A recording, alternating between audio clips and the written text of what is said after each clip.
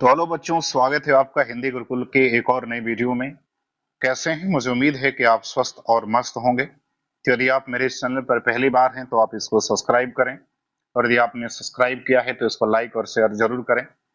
यदि आप net, JRF या टीजीटी, पीजीटी शिक्षक भर्ती की परीक्षा, चाहे वो एलटी ग्रेड हो या जेएससी प्रवक्ता हो या किसी भी अदर स्टेट से संबंधित जहां हिंदी शिक्षक की भर्ती होती है, उससे संबंधित किसी भी परीक्षा की तैयारी कर रहे हैं, तो यह वीडियो आपके लिए बहुत ही महत्वपूर्ण है।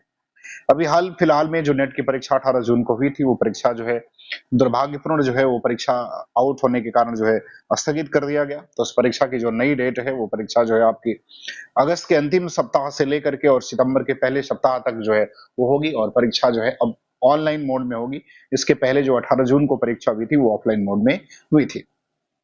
तो यदि आप नेट और जेआरएफ की तैयारी करते हैं तो उसमें इकाई 7 में कहानी विधा के संदर्भ में या कहानी विधा से संबंधित जो है कुछ कहानियां आपको कहानियों के मूल पाठ पढ़ने के लिए दिए जाते हैं, और जिससे संबंधित प्रश्न पूछे जाते हैं।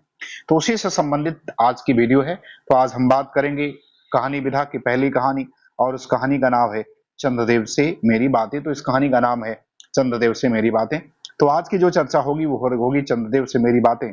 कहानी का नाम चंद्रदेव से मेरी बातें, और कहानीकार जो इसके हैं वो राजेंद्र बाला घोष हैं, जिनका नाम बंग महिला भी है, और इनका जन्म 1882 में बनारस में हुआ था। बंग महिला हिंदी नवजागरण की पहली छापामार लेखिका मानी जाती हैं, और इनके पिता का नाम राम प्रसन्न घोष और इनकी माता का नाम निदरवासिनी घोष था। इनके इनको बचपन में जो है रानी और चारूबाला के नाम से भी पुकारा जाता है। तो बचपन में इनको रानी और चारूबाला के नाम से पुकारा जाता था। इनके पति का नाम पूर्ण चंद्रदेव था। प्रारंभिक शिक्षा जो है वो माताजी के संरक्षण में प्राप्त होती है। 1904 से लेकर 1917 तक की जो विभिन्न पत्रिकाएं उस समय निकलती थी, उन विभिन्न पत्रिकाओं में, इनकी प्रतिष्ठित पत्रिकाओं में इनकी कहानियों का प्रकाशन होता था।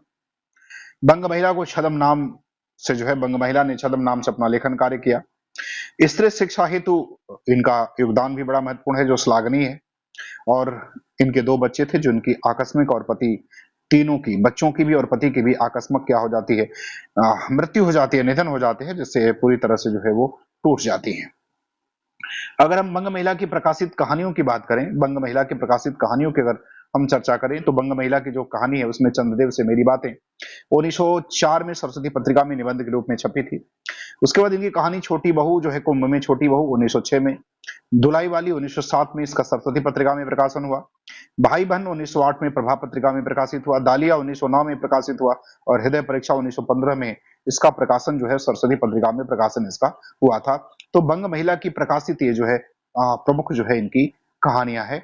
अगर इनसे संबंधित, कहानी से संबंधित महत्वपूर्ण तथ्यों की अगर हम चर्चा करें, तो चंद्रदेव से मेरी बातें कहानी जो है ये सबसे पहले 1904 में जो है वो सरस्वती पत्रिका में जो है एक निबंध के रूप में प्रकाशित हुई थी। लेकिन कालांतर में इस कहानी को, इस निबंध को जो है एक कहानी के रूप में स्वीकार कर लिया गया। यह कहानी की शैली जो है पत्रात्मक शैली में लिखी गई है, और इस कहानी के ऊपर शिव शंभू के चिट्ठी निबंध का जो है पूर्ण रूप से प्रभाव देखा जा सकता है।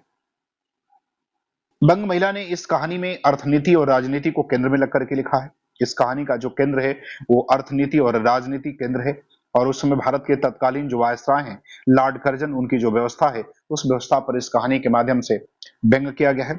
अंग्रेजी शासन के जो परिवेश हैं, उसकी जो शोषणवादी शासन व्यवस्था है, जो औद्योगिक क्रांति के फलस्वरूप जो परिवर्तन हुए, जो परिणाम हुए, उन परिणामों को जो है अर्थपूर्वक उसकी अभिव्यक्ति की गई है। और इस अभिव्यक्ति के लिए जो माध्यम चुना गया है वो चुटकुले व्यंगों की प्रधानता के माध्यम के रूप में इस कहानी को लिखा गया है। और इस कहानी में जो है पदोन्नति के लिए जो सिफारिश और चाटुकारिता का वर्णन इस कहानी के माध्यम से जो है वो किया गया है। इसमें जो है तत्कालीन जो सामाजिक और राजनीतिक और आर्थिक जो समस्या है, उन समस्याओं का भी चित्रण जो है कहानी के माध्यम से किया गया है। बंगाल विभाजन के स्तर पर सरकार 1903 से जो है काम कर चुकी थी, और जो 1904 में तत्कालीन जो अंग्रेजी सरकार द्वारा यह लोगों के सामने रखा जाता है कि बंगाल का विभाजन होगा। बंग महिला ने बंगला साहित्य में हिंदी अनुवाद किया है, जो है इसका कई पत्र पत्रिकाओं में जो है इसका प्रकाशन हमें देखने को मिलता है। साथ ही जो कहानी चंद्रदेव से मेरी बातें, इसमें हिंदी में अगर इसमें शब्दावली की बात करें तो हिंदी, अंग्रेजी और हिंदी के तत्सम शब्दों की बहुलता हमें देखने को मिलती है। कहानी में देश की जो बदहाल स्थिति है, दुर्दशा है, जो बेरोजगारी है, जो नारियों के साथ अमानवीय व्यवहार होता है, उसका भी जिक्र इस कहानी के माध्यम से हमें देखने को मिलता है। वर्ष 1911 में नागरी प्रचारणी सभा वाराणसी से प्रकाशित उनकी पुस्तक कुसुम संग्रह में संकलन है, जिसका संपादन आचार्य रामचंद्र शुक्ल ने किया था। और यह चंद्रदेव से मेरी बातें कहानी जो है वो संवादात्मक शैली में लिखी गई है। कहानी के अगर पात्रों की बात करें तो दो प्रमुख पात्र हैं। एक कहानी में जो है भगवान चंद्रदेव और दूसरी कहानी की खुद लेखिका बंग महिला। ये दो इसके जो है वो महत्वपूर्ण पात्र हमें देखने को मिलते हैं। कहानी की अगर मूल संवेदना की अगर हम बात करें, कहानी की मूल संवेदना की अगर हम चर्चा करें, तो कहानी की मूल संवेदना ये है कि अंग्रेजों की जो नीति है उसके फलस्वरूप अंग्रेजों के नीतियों की या इस तरह से कुरीतियां, जो अंग्रेजों की कुरीति पर जो नीति है उस नीतियों के फलस्वरूप जो भारत की यथार्थपरक स्थिति है उसका जो है व्यंग के माध्यम से चित्रण किया गया है। बहुयामिक कथ्य और व्यंग्यात्मक शैली का प्रयोग किया गया है। सरकारी नौकरी के नाम पर सुख भोगने की प्रवृत्ति पर भी व्यंग किया गया है। अंग्रेजों के नस्लीय जो भेदभाव है उसके ऊपर कटाक्ष किया गया है। शासन के विभिन्न दफ्तरों में बदलने की जो प्रथा है उसके ऊपर कटाक्ष किया गया है। लॉर्ड कर्जन की जो शोषणवादी नीति है उसके ऊपर भी कहानी के माध्यम से प्रहार करने की कोशिश की गई है। साथ ही अंग्रेजों की जो रंगभेद की नीति होती है उसके ऊपर प्रहार किया गया है। अंग्रेजी शासन काल में भारत की संस्कृति, सभ्यता, धर्म, आर्थिक आदि के फलस्वरूप जो परिवर्तन हुए उस परिवर्तन पर चोट करने की कोशिश लेखिका ने किया है। साथ ही साथ अपनी इस कहानी के माध्यम से कुपोषण से शिकार बच्चों की स्थिति की ओर भी कहानी के माध्यम से संकेत किया गया है। और विशेषकर भारत में जो बंगाल की दुर्दशा है उसके ऊपर संकेत करने का प्रयास किया गया है। विद्युतीकरण, यंत्रीकरण के फलस्वरूप जो है जो बेरोजगारी उत्पन्न हुई है उसके ऊपर भी चित्रण किया गया है। साथ ही गंगा पर बन रहे पुलों और बांधों के फलस्वरूप जो आर्थिक भावनाएं आहत हुई हैं उसके ऊपर भी इस कहानी के माध्यम से जो है व्यंग करने का प्रयास जो है वो किया गया है। युद्ध की सामग्री के विकास को संकेत किया गया है। वैज्ञानिका के फलस्वरूप जो है बौद्धिकता के विकास तथा उससे उत्पन्न परिवर्तनों के ऊपर चर्चा की गई है। भारत की दोहन विकृति, भारत भूमि का जो है वो जो दोहन हो रहा है, जो भूमि का दोहन हो रहा है उसकी विकृति, उसके ऊपर जो है चित्रण किया गया है। चाटुकारिता, अंग्रेजों के हाथ की कठपुतली होने का, जो भारतीय शासक जो चाटुकार हो गए और वो अंग्रेजों के हाथों की कठपुतली हो गए उसके ऊपर चित्रण किया गया है। चिकित्सीय विकास और प्लेग जैसी महामारी का फैलना, अंग्रेजों के भारत के अपने शासन को मजबूत करने की नीति, मशीनीकरण और द्रुतगामी द्रुत गति से कार्य को संपन्न करना, ये सब जो है जो समस्याएं थी उस समय उसके जो है चित्रण उस कहानी के माध्यम से जो है वो किया गया है। कहानी को लेकर कर विद्वानों के मतों की बात करें, कहानी को विद्वानों के मतों को लेकर के अगर चर्चा करें तो भवदेव पांडे के अनुसार कहते हैं कि बंग महिला की पहली जो कहानी चंद्रदेव से मेरी बातें हैं हिंदी साहित्य की, ये पहली कहानी है जिसमें राजनीति और अर्थनीति को केंद्रीय कथ्य के रूप में अपनाया गया है। तो भवदेव पांडे ये कहते हैं कि हिंदी की ये पहली ऐसी कहानी है जिसमें राजनीति और अर्थनीति को उस कहानी का केंद्रीय जो है वो कथ्य बनाया गया है। इसके बाद भवदेव पांडे कहते हैं कि भारत की जो बदहाल आर्थिक दशा और देश में फैली जो बेरोजगारी है उसका भी चित्रण और नारियों की जो स्थिति है, जातिगत जो पक्षधरता है, हर क्षेत्र में वृद्ध पीढ़ी के अनुचित दबदबे का जो दबदबा है उसका भी रेखांकन इस कहानी के माध्यम से किया गया है। साथ ही गोपाल राय कहते हैं कि व्यंग आधुनिक कहानी का बहुत जो है कारगर औजार माना जाता है और यह कहानी जो है समकालीन जो वायसराय है लॉर्ड कर्जन उनके शासन के ऊपर यह जो है प्रहार करता है या उनके ऊपर जो है यह व्यंग करता है। उस प्रश्नों के को देखते हैं। चलिए, पहला सवाल क्या कह रहा है? कह रहा है कि चंद्रदेव से मेरी बातें कहानी में निम्नलिखित पर व्यंग किया गया है। तो आपको यह बताना है कि चंद्रदेव से मेरी बातें जो कहानी है इस पर किस पर व्यंग किया गया है। ए कर अंग्रेजों की पक्षपाती नीति पर, बी कह रहा प्लेग पर विजय प्राप्त न कर पाने की चिकित्सा व्यवस्था पर, सी कह रहा कृष्ण पक्ष के चंद्रमा पर, डी कह रहा लॉर्ड कर्जन की नीतियों पर और ई कह रहे यातायात के साधनों पर। तो आपको बताने कि पहले का उत्तर क्या सही होगा, किस पर व्यंग किया गया है। तो बच्चों पहले पर व्यंग किया गया है, डी ऑप्शन सही हो जाएगा, चौथा सही हो जाएगा। ए, बी और डी जो इसमें उत्तर होगा वो कौन सा होगा? ए होगा, बी होगा और डी होगा। अर्थात अंग्रेजों की पक्षपाती नीति पर, फिलिप पर विजय प्राप्त करने की चिकित्सा व्यवस्था पर और लॉर्ड कर्जन की नीतियों पर। चलिए अब देखते हैं सवाल नंबर दूसरा। कह रहा है कि चंद्रदेव से मेरी बातें हिंदी साहित्य की पहली कहानी थी जिसने अपने समय की राजनीति और अर्थनीति को केंद्रीय कथन बनाया। ये कथन किसका है? तो पूछ रहे कथन किसका है।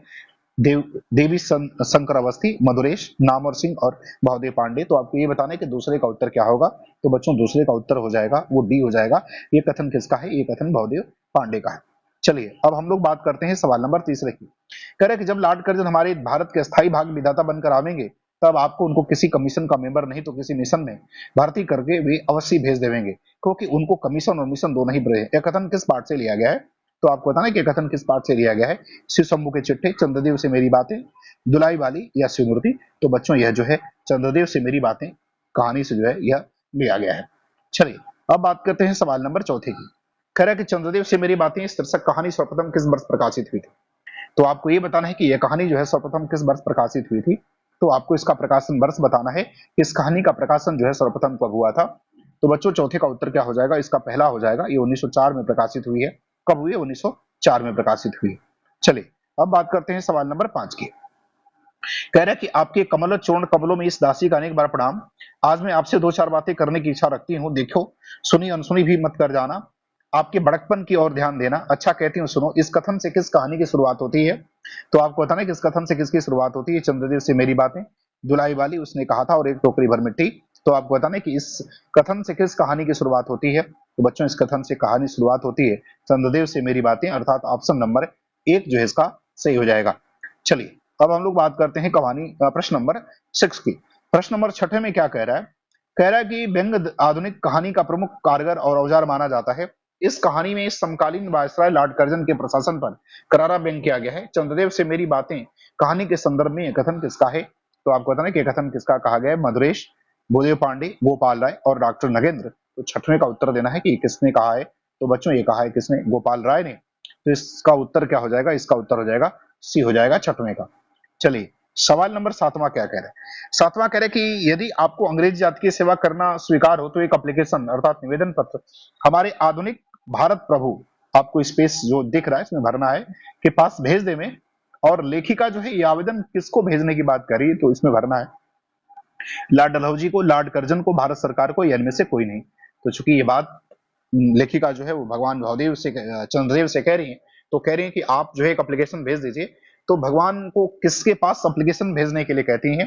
तो बच्चों इसका उत्तर जो हो जाएगा वो लॉर्ड कर्जन हो जाएगा। वो लॉर्ड कर्जन के पास भेजने को कहती हैं। तो 7वें का उत्तर क्या हो जाएगा, 7वें का उत्तर जो है वो आपका बी हो जाएगा। चलिए अब देखते हैं सवाल नंबर 8वां। करेक्ट, मैं अनुमान करती हूँ कि आपके नेत्रों की ज्योति कुछ भी अवश्य मंद पड़ गई होगी, क्योंकि आधुनिक भारत संतान लड़कपन से ही चश्मा धारण करने लगती है। यहाँ लेखिका किसके नेत्रों की ज्योति मंद पड़ने की बात कह रही है। तो आपको ये बताना है कि लेखिका जो है किसके नेत्रों की ज्योति मंद पड़ने की बात कह रही है। लॉर्ड कर्जन के, भारत के बच्चों के, चंद्रदेव के, या लॉर्ड मिंटो के। तो बच्चों यहाँ भगवान चंद्रदेव की बात कर रही है। आंखों के दोष, नेत्रों की जो ज्योति मंद करने की बात या मंद होने की बात कर रही है वो चंद्रदेव की कर रही है। चलिए अब देखते हैं सवाल नंबर 9 क्या कह रहा है।